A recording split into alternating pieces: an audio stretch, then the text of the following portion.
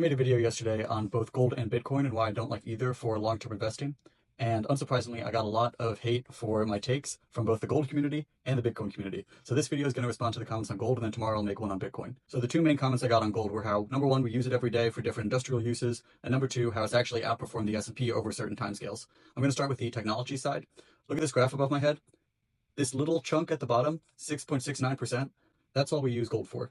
That 7% is not nothing, but when 93% is for jewelry, central banks, and investments, the overall gold market is just not affected that much by the industrial cases. It's just not. Yeah, we use it every day, and that's cool and all, but like whatever. For long-term investing, why does that matter to me? And number two, on the returns, I actually analyzed the returns myself out of curiosity over the time horizons that were shown in that comment.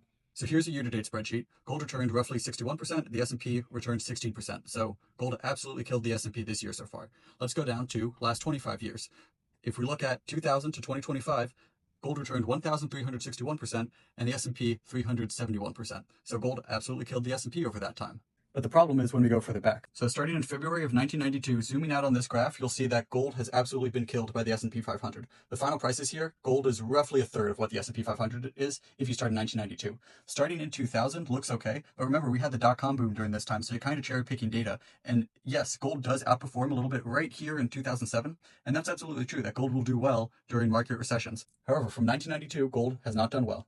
But we can go even further back because we have data all the way from the last 100 years. So the earliest data I could actually find was from December of 1927, but gold has done roughly 20,000%, but the S&P has done 39,000%. So clearly S&P 500 over the long term has done significantly better in gold, which is to be expected in financial theory. So in terms of gold, your arguments have not convinced me, guys.